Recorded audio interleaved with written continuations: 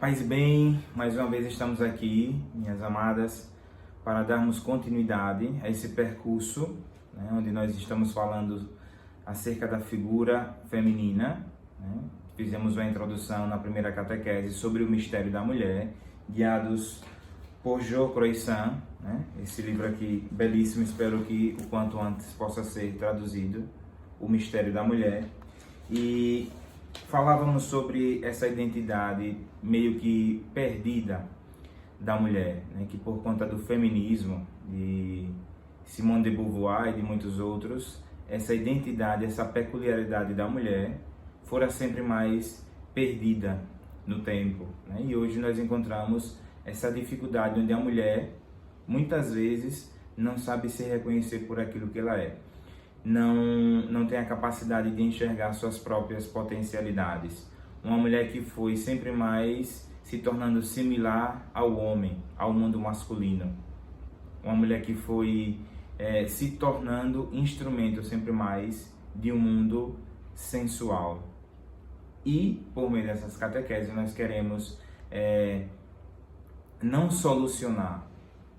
Não estamos aqui para dar as soluções que todas as mulheres estão procurando, mas nós estamos aqui para propor um caminho longo de purificação, um caminho longo de análise sobre si mesma, um caminho longo de encontro com Deus, um caminho longo com a própria feminilidade.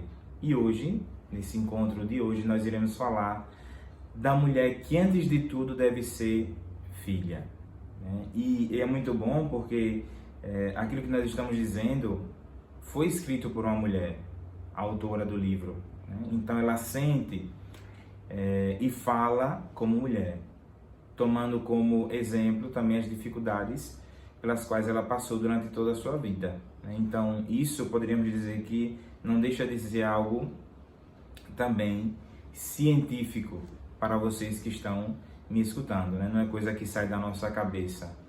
E eu sei que pode ter um impacto diferente por ser falado, explanado por um padre, mas por trás está realmente o exemplo de tantas mulheres, como Jo Croissant, como Constança Miriano, que tendo vencido esse veneno do feminismo, hoje falam da feminilidade de um modo diferente. Constança Miriano tem uma frase, até mesmo é o título de um livro, Quando Éramos Femininas. E são livros que espero que com a graça de Deus possam ser o quanto antes traduzidos e colocados à disposição de vocês. Aprendendo a ser filha de verdade, a ser filha. Então, esse é um percurso que vai provavelmente mexer muito com algumas mulheres, mas é o caminho também para a devida cura tão esperada. Então vamos começar com a oração, entregando a nossa catequese ao coração imaculado de Maria, hoje sábado, o primeiro sábado do mês, para que a Virgem Santíssima possa nos guiar nesse percurso de aprofundamento da feminilidade. Em nome do Pai, e do Filho, e do Espírito Santo. Amém. Ave Maria, cheia de graça, o Senhor é convosco. Bendita sois vós entre as mulheres, bendito é o fruto do vosso ventre, Jesus. Santa Maria, Mãe de Deus, rogai por nós, pecadores, agora e na hora da nossa morte. Amém. Santo anjo do Senhor, meu zeloso guardador, se a ti me confio a piedade divina, sempre me rege, me guarde, me governe, me ilumine. Amém. Coração Imaculado de Maria, rogai por nós. Em nome do Pai, e do Filho, e do Espírito Santo. Amém. Então, começamos hoje, logo de cara, com uma história. Uma história baseada na mitologia grega, do livro A Odisseia, de Homero, onde se fala de um jovenzinho, Telêmaco, filho de Odisseu, de Ulisses, Odisseu. E Ulisses, quando Telêmaco é ainda muito pequeno, ele é chamado, meio que forçado, a lutar, a guerrear. Então ele deixa a ilha de Ítaca, ou Itaca, e simplesmente fica longe da sua família, de Penélope, a sua esposa, do seu filho, Telêmaco e vai guerrear. Ainda tinha se engenhado a se tornar louco diante da proposta que lhe fora feito, mas aí, por conta do seu filho, para proteger seu filho, Ulisses sai da ilha, vai guerrear e durante 10 anos fica guerreando. Irá demorar mais outros muitos anos até que ele retorne de novo à ilha. Mas o que é que tudo isso tem a ver com a nossa história? O fato é que Telêmaco, né, cresce com esse vazio dentro do coração, por não ter o pai por perto. E além disso, Telêmaco começa a ver vários usurpadores do trono, vários pretendentes de sua mãe Penélope, ao ponto que ele percebe que está chegando o momento em que a sua mãe provavelmente iria escolher um outro marido, que teria se tornado o rei da ilha. Então, esse jovem, esse adolescente, começa a perceber que falta alguma coisa na sua vida, e uma coisa muito importante, isto é, a figura paterna. Falta aquele confronto com o mundo masculino, falta o seu pai. Senão que depois de muitos anos, a pedido ou enviada pelo próprio Odisseu, né, por Ulisses, a deusa Atenas vai até a ilha de Ítaca e diz a Telêmaco que chegou o momento de ele tomar uma posição. E é interessante porque a deusa não vai ali para resolver o problema de Telêmaco, mas ela vai ali para até mesmo acrescentar a sua dor e por meio disso levá-lo a uma decisão, incitá-lo a uma decisão mais forte, dizendo: vá em busca do teu pai, joga-te ao mar, mergulha nesse profundo, vá em busca desse significado. E, a partir dali, se reacende no coração do adolescente Telêmaco o desejo de estar com seu pai. Que seu pai volte para a ilha, que seu pai esteja de novo com sua mãe, que seu pai, de fato, continue a ser o rei daquela ilha. Essa introdução ajuda muito porque essa história sempre me marcou. Se dizia na antiguidade que a identidade da pessoa estava relacionada muito mais ao pai do que à mãe. A mãe era concebida como um canal, como o ventre de fato que acolhia o sêmen do pai. A identidade sempre foi ligada ao pai, de geração em geração. E essa identidade hoje falta. Aprendendo a ser filha de verdade. A história de Telêmaco, segundo aquilo que nós encontramos no livro da Odisseia, não é somente um conto para adolescentes, mas diz respeito à nossa história, à história de cada um de nós, à história de toda mulher. A mulher necessita, como todos, desse confronto, dessa presença firme, forte, que oferece uma direção, cuja falta, cuja ausência gera um enorme vazio. Será que você já passou por isso? Será que essas primeiras palavras que nós estamos dizendo têm a ver com a sua vida? Por conta de um pai ausente fisicamente, por conta de um pai ausente porque era drogado, por conta de um pai ausente porque bebia, se embriagava e quando voltava à noite batia na família, por conta de um pai que vagabundava por aí, por conta de um pai que nunca se sentou para colocar no colo, para falar, para abraçar, para dizer que amava, para perguntar como estava naquele dia, por conta de um pai, quem sabe, que com a sua atitude abusou do seu corpo e, portanto, da sua pessoa, por conta de um pai que esteve ausente. no decorrer do ministério nós encontramos muitas meninas, porque ainda são meninas, por quanto tenham 30, 35, 40 ou mais anos, ainda são meninas. Meninas orgulhosas, meninas feridas, meninas mal amadas, meninas que não se resolveram e que por conta dessa situação com o pai, dizem assim: vivi sem pai até hoje, então não me importa, não me interessa, sigo adiante. E é a mais pura mentira. Porque permanece ali dentro do coração o vazio e algo que precisa ser resolvido. Pelo menos é necessário que haja uma reconciliação. E vamos ver o que aqui Jó Croissant nos diz inicialmente sobre o capítulo onde ela dedica a falar da mulher como filha. Filha de Deus, filha de seu pai, da paternidade dos homens à paternidade de Deus. Então, vamos lá, se preparem, vamos colocar um pouco de sal nessas feridas, vamos tentar remexer um pouco por dentro para dar ainda mais significado à nossa vida. A vida de Telêmaco começou a ter significado, começou a pulsar aquele coração de verdade a partir de quando ele aceitou o desafio. Isso que eu sinto é verdade. Eu não posso viver sem um pai. Eu não posso deixar de ter um pai. O pai me serve, necessito. Sem ele, eu não sou ninguém. Sem ele, eu não teria vindo a este mundo. E essa é a verdade que tem que estar dentro de nós.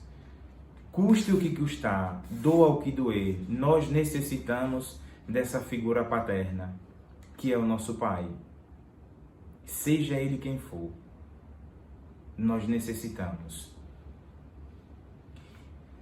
Jó diz o seguinte: a mulher é, antes de tudo, filha. Filha do pai, filha do seu pai.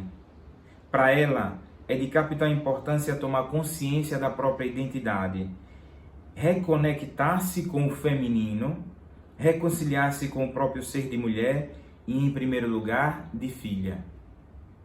Com efeito, o seu desenvolvimento emocional e espiritual é profundamente marcado pela relação com seu pai, que representa o seu primeiro contato com o masculino, determinante para o seu futuro. Toda mulher que não se reconecta, isto é, que não tem essa conexão com o pai, se torna vulnerável. Começa a se encher de máscaras. Começa a se encher de uma força que não tem. Começa a procurar soluções erradas. Esta é a verdade do ser humano.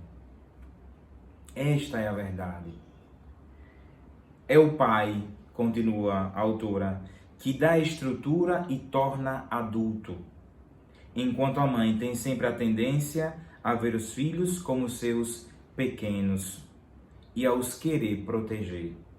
Uma boa relação com o pai gera confiança em si mesma, bem como uma integração social harmoniosa. Será que eu estou falando de você? Será que você consegue se ver nessas palavras, ou pelo menos na ausência delas?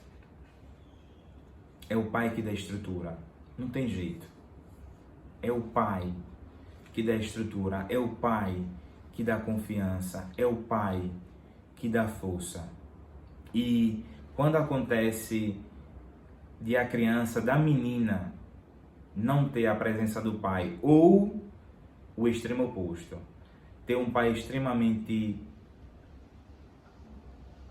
conciliador demais com seus mimos, a criança cresce insegura. Não tem jeito. Não está preparada para o futuro que a espera. Esse é um dado de fato que nós encontramos. Entre o exagero e a completa escassez, existe o equilíbrio. Do homem que chega na sua vida, não como ditador, não para ditar regras, mas como um apoio e direção. E durante essa catequese eu vou lançando perguntas e deixando aí para reflexão. Será que muitos casamentos que hoje estão em um processo de fracasso não depende também da figura feminina que não encontrou ainda no pai um apoio? Ou melhor, que não tinha encontrado no pai um apoio desde criança e procura esse apoio no marido, confundindo o lugar que é de cada um.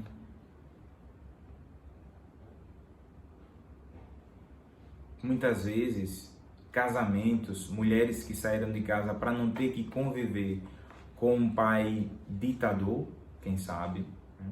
E aqui a gente não julga, cada um sabe da sua história. Mas mulheres que depois passaram de uma relação a outra relação, a outra relação, tentando encontrar no noivo, no namorado, no marido, o pai que ela não tinha tido e que por isso não dá certo.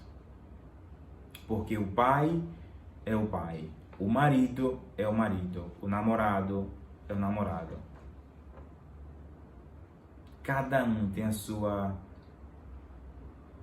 seu lugar específico no coração da mulher, que antes de tudo é filha.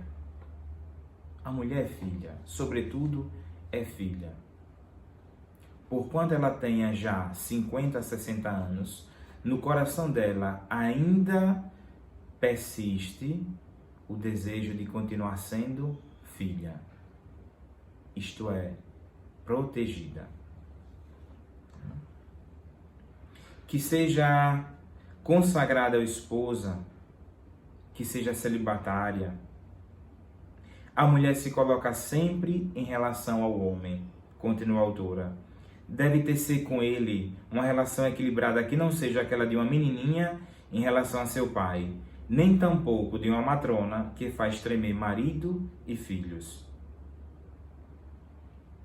A mulher oscila entre duas atitudes, dependência e independência, que não são nenhuma nem outra fruto de uma verdadeira liberdade.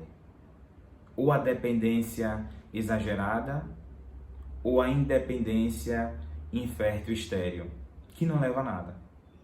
E aqui a gente poderia falar mais uma vez da proposta das feministas, de uma independência que depois a gente vê somente fracasso, choro, desilusão, tristeza e, por graça de Deus também, muitas que, tendo percebido o erro, se convertem. E aqui eu lanço para vocês a proposta de estudarem, ou de pelo menos ir em busca de algumas notícias sobre Sarah Winter, né, assim conhecido no YouTube. Vejam um pouco da vida daquela mulher. Veja a quais sacrifícios ela teve que se submeter para ter que divulgar as ideias das feministas. E como é difícil, quando a pessoa se converte, sair desse mundo. Ora, se é verdade que a pessoa está lutando para que a feminilidade seja reconhecida, não deveria ser o contrário? Quando ela se converte, as outras deveriam apoiar. Finalmente encontrou aquilo que buscava, mas não, começa a ser perseguida. Então eu creio que vai servir muito para você olhar um pouco, ler algumas páginas sobre essa mulher, Sarah Winter, e ver realmente a trajetória de um coração ferido, de uma criança que fora abusada, do ódio que se gera contra os homens, do querer fazer do corpo um instrumento de pecado para perverter os homens e, no fundo, um coração que se arrepende, uma alma que se torna vazia. Porque esse é o resultado. Não existe outro. Então, durante esses próximos 15 dias, antes da próxima catequese, que vocês possam ler um pouco sobre a vida dessa mulher, de Sarah Winter, e ver realmente a escravidão que é se submeter a essa ideologia.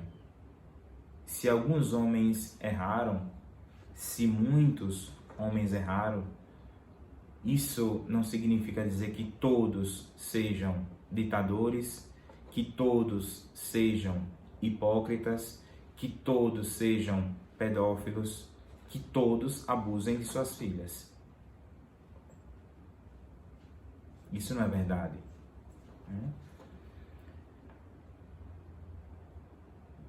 E continua Jó. Somente aquele que se libertou do olhar dos outros e se coloca resolutamente sobre o olhar de Deus é verdadeiramente livre. Igualmente, a mulher não pode ser libertada e não pode entrar numa relação frutuosa com o homem se não se distancia do próprio olhar, com a finalidade de colocar-se sobre o olhar de um pai. É o olhar amante do pai pousado sobre nós, homens e mulheres, que nos reconcilia com nós mesmos e restaura em nós a sua imagem. Lindo.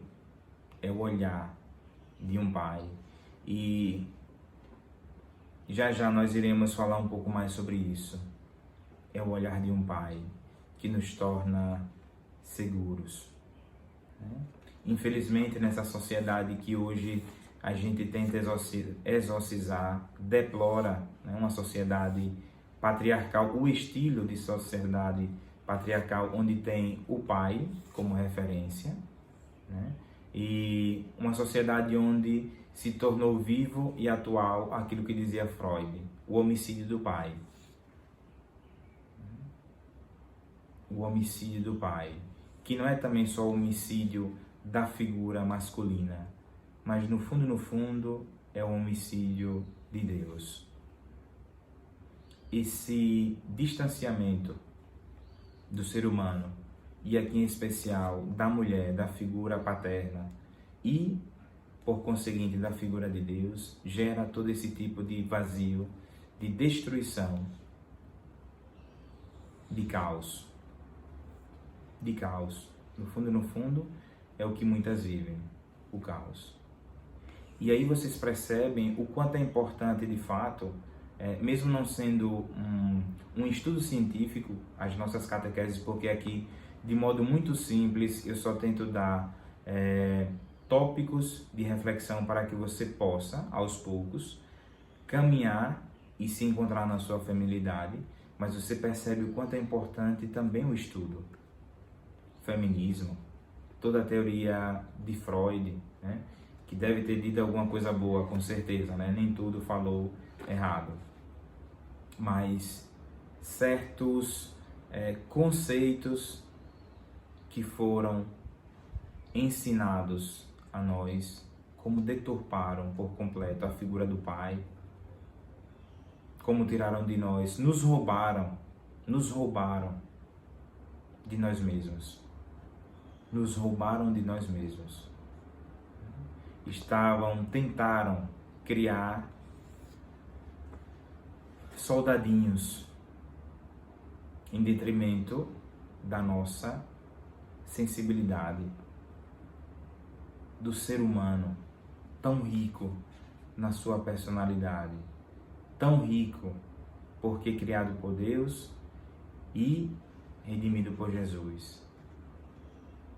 Então, estudar um pouco mais também sobre esses temas ajuda. Dedicar um pouco mais de tempo também ao aprofundamento dessas ideias. E o que é que aconteceu? Como diz a autora, meio que sintetizando aquilo que nós dissemos, rejeitando o paternalismo, a mulher se desapegou da paternidade que tem o poder de torná-la adulta e permaneceu assim, uma eterna adolescente. uma eterna adolescente. Por quê? Porque está distante daquele equilíbrio típico de uma pessoa madura. Por quê? Porque não teve um ponto de referência. Porque a figura masculina que deveria estar ali para dar segurança não estava. E aqui nós reconhecemos, lógico, que muitas não tiveram oportunidade, ou essa oportunidade de fato foi marcada por algo negativo, mas muitas outras se distanciaram por conta da ideologia. Porque não souberam ou não tiveram a oportunidade, lógico, de superar esses pontos, esses traumas negativos, que ainda povoam o coração de muitas. Se torna urgente, então, que se haja um retorno, uma busca. O coração do pai é a garantia para que exista um coração de filho.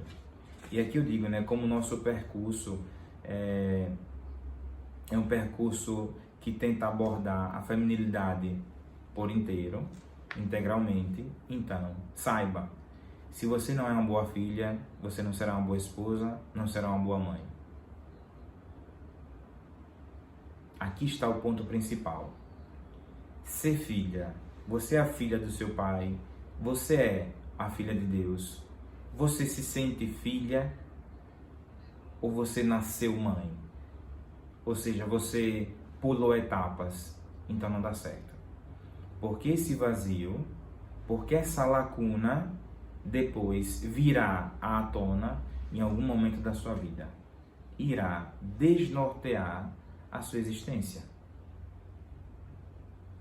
É necessário colocar bases firmes nesse contato com a realidade. Ok? Como é possível àqueles aos quais a infância foi roubada encontrar um coração de criança? Aqui é uma pergunta que muitas se fazem, nos fazem assim no nosso ministério. Padre, mas a minha infância foi roubada. Como é que eu posso me tornar criança hoje? A palavra de Deus ajuda nesse sentido. A psicologia também. São instrumentos a serviço do homem. Mas, antes de tudo, para que exista um retorno, é necessário que a pessoa aceite que, antes de tudo, deve ser filha. E que necessita da figura do pai. Ainda que você não tenha hoje a oportunidade de se reconciliar com seu pai, com a figura que você tem aqui na Terra, ou que você teve aqui na Terra, você precisa dessa figura para você chegar até Deus. Aliás, para você não rejeitar a paternidade de Deus. Se diz que quando a criança, o jovem, o adolescente, não teve uma boa relação com a mãe, na vida espiritual, ela terá muita dificuldade com Nossa Senhora, porque é aquela que representa uma figura que ela ou não teve, esteve ausente, não desempenhou o papel de mãe que deveria desempenhar. E da mesma forma, quando uma pessoa tem dificuldade com o pai, ele tende a rejeitar ou pelo menos não se abrir numa relação amorosa e frutuosa com a paternidade de Deus, com Deus Pai. Então, como me tornar criança de novo? Eu devo retornar ali. E aqui é interessante, porque a gente pode ver até mesmo no ministério, como depois de um tempo, as pessoas que foram marcadas por essa ausência, elas tendem a se tornarem crianças. E a gente percebe isso. E nesse ponto, não é algo negativo. Brota finalmente aquela criança que deveria ter brotado, de fato, lá na infância. E que agora começa a suspirar. É como se no seu coração tivesse o desejo desde sempre de ser filha, de ser a filha amada do pai, mas nunca tivera tido essa oportunidade que está tendo agora. Então, é lógico que desabrocha aquele sentimento de filha. Quando no coração a mulher diz, é o pai ou é o papai, não em relação direta àquela pessoa, mas reconhece que a paternidade de Deus passando por aquela pessoa está conseguindo fazer brecha no coração. E aqui é necessário um cuidado muito grande. Por quê? Porque existem depois os perigos, né? Existem os perigos. Vamos lá. Sempre a autora Jo Croissant diz: as pessoas que ferem porque foram feridas. Dentro de nós, pecado e trauma estão intimamente ligados. Então, geralmente, as pessoas que sofreram traumas são pessoas que se tornarão também, digamos assim, fora da norma nos pecados. As pessoas que sofreram abusos são as pessoas que, com muita facilidade, dão o corpo à primeira pessoa que encontra. Por quê? Porque querem eliminar aquela sujeira. Mas não percebe que, na verdade, o que está fazendo não elimina a sujeira, mas vai gerar uma sujeira ainda maior. Mas é aquilo que é gerado na psicologia. É interessante. Esse processo de vergonha, mas ao mesmo tempo querer limpar algo que foi sujo, que foi manchado, leva você a voltar ao pecado de novo. Então você foi abusada, pronto, você quer se entregar à primeira pessoa que você vai conhecer. Por quê? Porque o seu corpo tem que ser lavado. Porque aquele primeiro ato não foi um ato de amor. Porque você foi roubada de você mesmo na sua intimidade. Então a primeira pessoa que você encontra, você quer ter uma relação, uma intimidade que de fato possa cancelar aquilo. Mas na verdade você percebe depois que não foi por amor também. E o sentimento de culpa e a vergonha se alternando vão gerando pecados sempre novos. Isso no campo do alcoolismo, isso no campo das drogas, isso no campo dos abusos sexuais. É sempre assim. Por isso que ela diz, afirma, e eu concordo, pecado e trauma estão intimamente ligados. Então, se é verdade que um trauma pode e muitas vezes leva você a cometer um pecado, o processo de cura requer um processo de conversão. Exatamente a contramão, a via oposta. Se você deseja uma cura de fato a essa ausência, então o processo de conversão é necessário para que você possa chegar lá. Aceitar esse ponto. Né? E aceitar esse ponto a partir de 3 coisas específicas e que devem ser colocadas em prática. Estão prontas para escutar? 3 coisinhas: coragem, confiança e perseverança. Coragem, confiança e perseverança.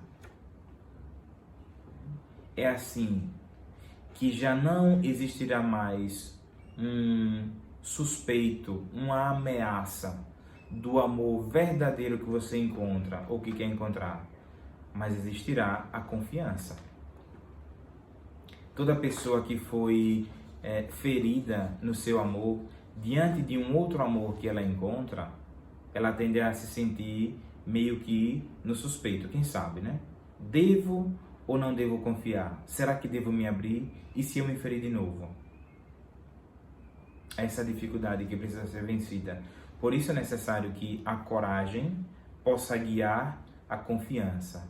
E a confiança possa dar campo livre à perseverança. Eu sei que eu falo a muitas mulheres que foram ou que ainda se sentem feridas. Então, esse é o percurso para que você possa se reencontrar, né? Brevemente, nós necessitamos de estar sob o olhar divino, dizíamos. É o olhar paterno que te dá segurança. É o olhar paterno que te dá esperança. É o olhar paterno que te dá proteção. É sempre o olhar paterno. O pai dá segurança. O pai está ali para dar segurança. E repito, mesmo quando você não encontrou isso no seu pai biológico, dentro de você deve ser feito um percurso para que você não rejeite aquela figura, mas para que você possa assimilar aquela figura dentro de um amor maior, que é o amor por Deus.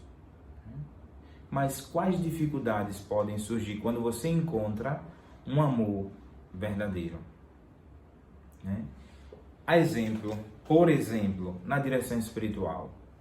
O pai espiritual, o diretor, tende a ser aquele representante, o representante da paternidade divina. Então você encontra, vamos supor, vamos criar uma situação.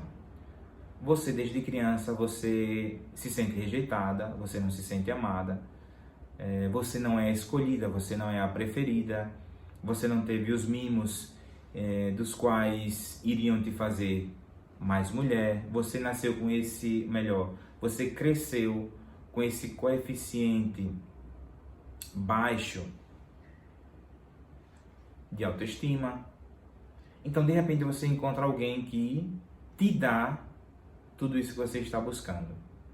Digamos, aqui em questão do diretor espiritual, mas poderia ser um namorado, um noivo, um marido, o homem que você encontra, o homem. O que você faz? Qual seria o comportamento natural que você começasse a ter com essa pessoa? Uma relação natural, de coragem, de confiança, de abertura, de perseverança, de dizer, finalmente Deus me concedeu algo que eu buscava. Então agora farei o possível para ter uma relação natural, não forçada com essa pessoa que chegou para me ajudar. Mas o que é que acontece? A pessoa começa a sufocar. A pessoa, e aqui a gente encontra um acordo comum na linguagem, começa a colocar aquela pessoa dentro de uma caixinha, preferivelmente com o nome em cima e com 3 furinhos somente para respirar. Por quê? Porque eu encontrei aquilo que eu necessitava, de que eu necessitava, e agora vai ficar ali, somente para mim. Só que, aquela pessoa está ali para ajudar todos, não só você. Por você ter no coração essa ferida de amor, você tende a querer as coisas unicamente para você, o egoísmo. Mas é preciso aprender a partilhar. Partilhar. Uma vez um amigo, que é padre também do Instituto, me contou a história de uma pessoa que ele tinha conhecido. Uma pessoa que, quando criança, infelizmente, tinha passado por várias necessidades, inclusive tinha passado fome. Crescendo, depois ele se tornou bem-sucedido, mas ainda assim, tendo sucesso, tendo dinheiro, quando ele se sentava para fazer as refeições, a mesa tinha que estar cheia sempre, cheia. Ele comia bem pouco, na verdade, mas diante dos olhos, a mesa tinha que estar cheia, repleta de tudo. É isso que acontece com muitas pessoas que foram feridas no amor. A insegurança, a incerteza, o vazio interior, a rejeição, o gatilho da rejeição que dispara frequentemente dentro de si, a leva a querer ter a pessoa sempre ali sobre o seu olhar.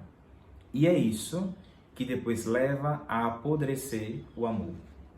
Isso acontece na direção espiritual, isso pode acontecer no matrimônio, isso pode acontecer com frequência também quando você busca um profissional, que seja um psicólogo, que seja um outro médico. São aquelas pessoas que você de imediato tende a fazer responsáveis do seu vazio interior. Encontrei alguém que olha para mim de modo diferente, então automaticamente já se tornou responsável por essa ausência, por essa lacuna que eu tenho dentro. E aí você faz daquela pessoa o seu salvador. Mas o salvador unicamente é Jesus. É Jesus. Aquela pessoa só representa, mas quem salva realmente é Jesus. A pessoa ferida no amor, a pessoa que tem dificuldade de ser filha de verdade, é aquela pessoa que vive entre dois polos extremos: a chantagem e a fuga. É aquela pessoa que não sabe ter uma relação normal, uma amizade verdadeira. Ou ela começa a fazer muitas chantagens, ou ela começa sempre a fugir. Por quê? O que é que está por trás daquele comportamento? O que é que acontece? Como a pessoa sempre fora abandonada, rejeitada, quando ela encontra alguém que a ama de verdade, o que é que ela pensa? Essa pessoa também vai me abandonar. Essa pessoa também vai sair da minha vida. É lógico. Eu não sou alguém que preste. Eu não valho nada. Eu não tenho nada de interessante. Não sou inteligente. Não tenho um corpo belo. Por que é que ele ia dedicar atenção ou de fato iria olhar para mim com amor verdadeiro? E se ele olha para mim com amor verdadeiro, eu tenho que renunciar logo. Eu tenho que cortar logo esse laço. Por quê? Porque mais cedo ou mais tarde ele vai me abandonar. Então é melhor que eu faça antes. Para não ter que sofrer de novo, eu tenho que abandoná-lo logo. E aí, o que é que acontece?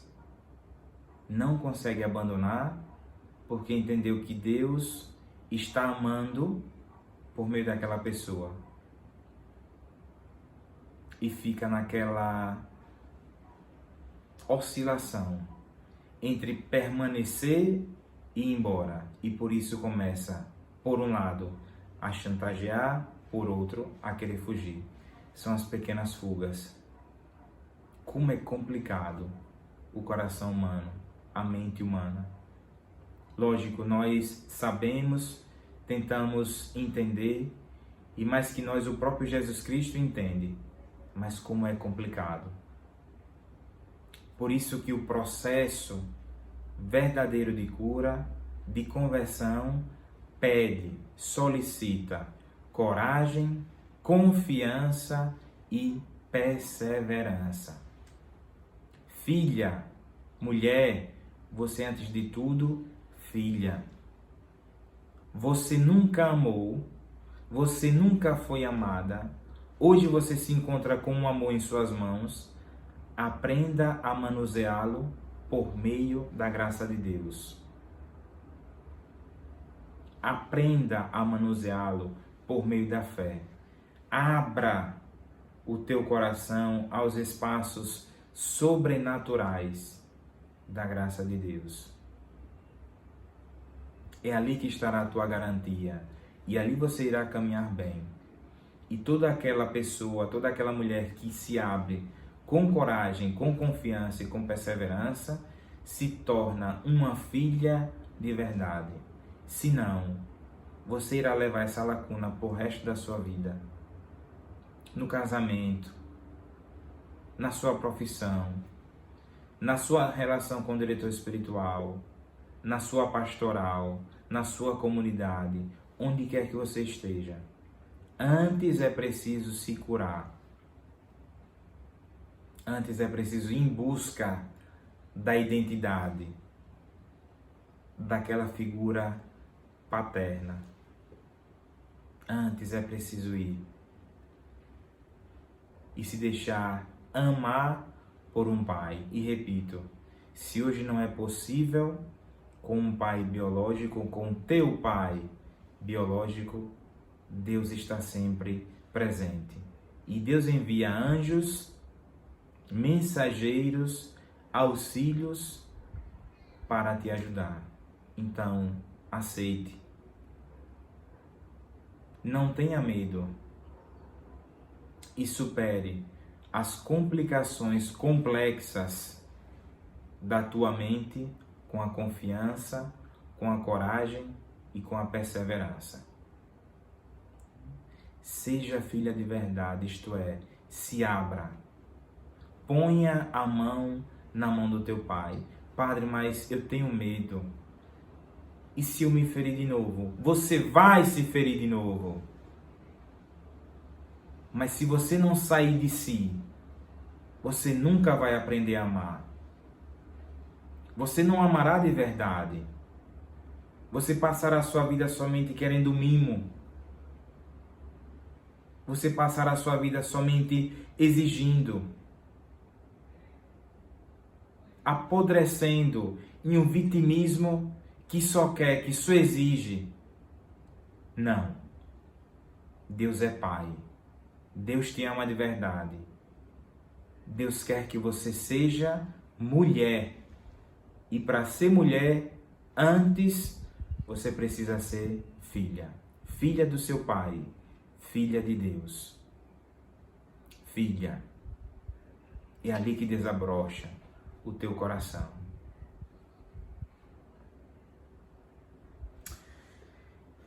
É isso. Um olhar de esperança. E aqui eu quero dar algumas passagens da Sagrada Escritura que vão te ajudar nessa reflexão de hoje a estar sobre o olhar de Deus. É somente esse olhar que pode nos ajudar. Fé para você, para nós, para todos. Mas como eu estou falando para você, mulher, o tempo da fé significa submissão na confiança. Deixar de ser rebelde. Deixar de fazer as coisas que somente quer. E passar a se submeter na confiança. Eu estou falando, acredito, para todo tipo, toda a categoria de mulher dentro e fora da igreja.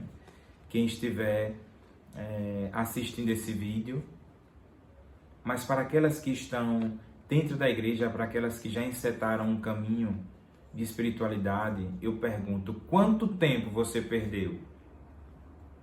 Quanto tempo você ainda perde por não confiar? Quanto tempo você perdeu e perde por não ter aquela coragem e aquela perseverança?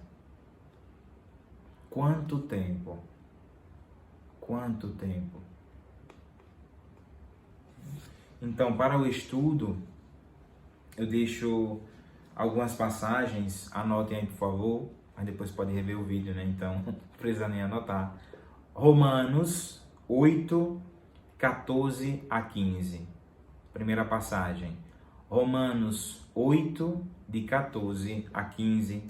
Vamos ver o que é que diz São Paulo. Todos aqueles que se deixam conduzir pelo Espírito de Deus são filhos de Deus. Eis o Espírito Santo, que te faz filho de Deus. Eis o Espírito Santo, que na direção espiritual te faz enxergar aquilo que Deus quer para a tua vida. De fato, vós não recebestes espírito de escravos, para recairdes no medo, mas recebestes o espírito de adoção filial, e no qual clamamos, Abba, Pai. O Espírito Santo em nós nos leva a dizer, Abba, Pai, Paizinho. Deus é o nosso papai, o nosso paizinho. E reflete essa sua bondade através dos instrumentos na nossa vida. Romanos 8, 14 a 15. Depois temos João, Evangelho de João, capítulo 3, versículo 3.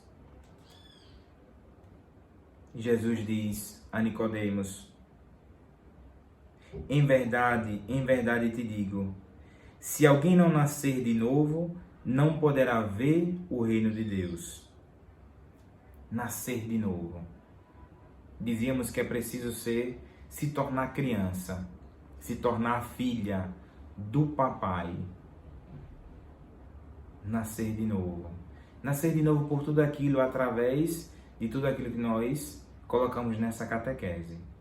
É preciso nascer de novo. Deixar de lado mágoas, ressentimentos, raivas bobas, curar os traumas que impedem o caminho no amor por meio da graça de Deus, por meio dos sacramentos, por meio da oração. Nascer de novo. Nascer de novo. Não podemos passar a vida inteira culpando os outros pela ausência de amor na nossa vida. Os outros, lógico, terão a culpa que lhes são própria, mas a graça de Deus nos ajuda hoje, no nosso hoje, a sermos filhos de verdade. Depois nós temos Gálatas, São Paulo aos Gálatas, capítulo 3, versículo 26.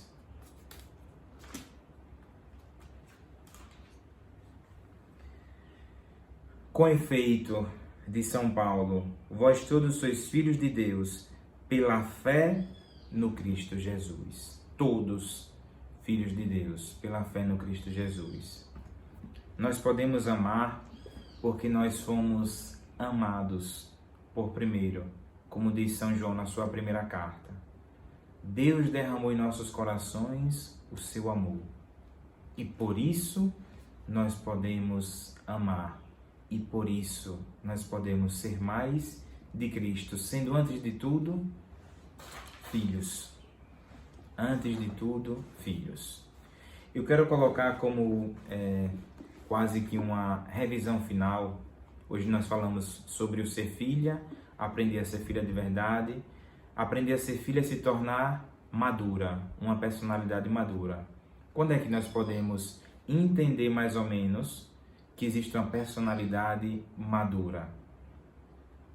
Sabendo que a maturidade ela é própria e típica de cada pessoa. Cada pessoa amadurece no decorrer do tempo. A maturidade não é um tempo biológico, é diferente. Mas quais requisitos, quais elementos nós podemos, através do qual nós podemos dizer que a pessoa se tornou uma pessoa madura? Primeiro, equilíbrio e estabilidade. Segundo, controle dos próprios estados de ânimo. Quando está na tristeza, age, e há muita alegria, não impede de agir. E vice-versa. Domínio da razão. Não deixar-se guiar somente pela sensibilidade, sentimentalismo, pelas emoções. Isso não é de uma pessoa madura. Confiança nas próprias capacidades. Todos nós temos capacidade.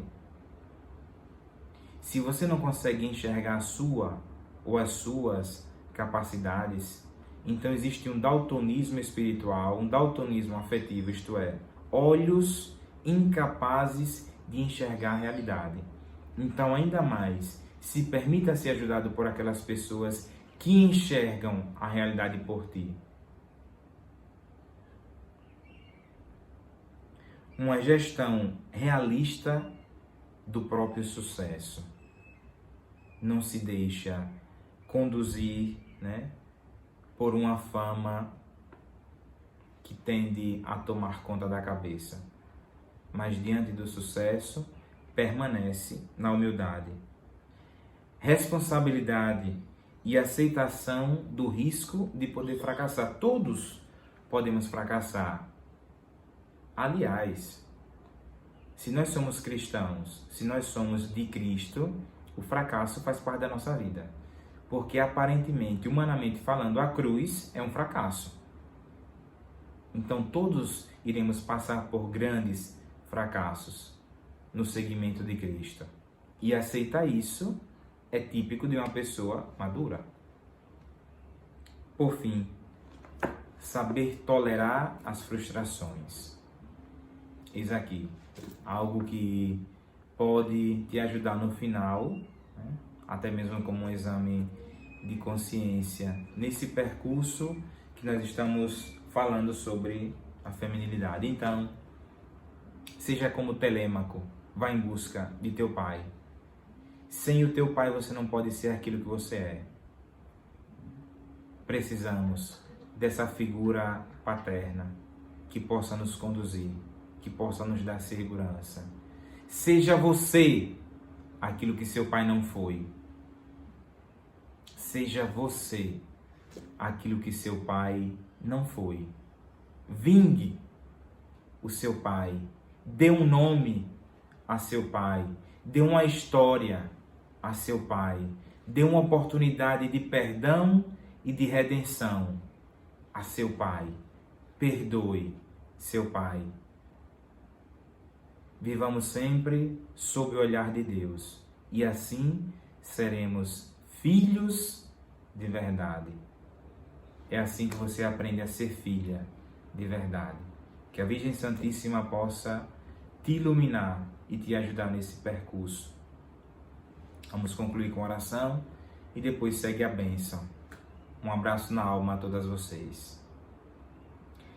Ave Maria, cheia de graça, o Senhor é convosco. Bendita sois vós entre as mulheres, bendito é o fruto do vosso ventre, Jesus. Santa Maria, Mãe de Deus, rogai por nós, pecadores, agora e na hora da nossa morte. Amém. Maria, concebida sem pecado, rogai por nós, que recorremos a vós. Por intercessão do coração imaculado de Maria, a bênção de Deus Todo-Poderoso, Pai e Filho e Espírito Santo, desça sobre você e permaneça para sempre. Amém. Um abraço na alma, Deus te abençoe. Eu vi que tiveram 2 perguntas da última catequese. Nós iremos responder agora daqui a 15 dias. Na próxima catequese, nós teremos um momento de confronto, né, em que iremos responder as perguntas. Tá certo? Um abraço mais uma vez, Deus abençoe. Seja filha de verdade. Aceite o olhar paterno de Deus.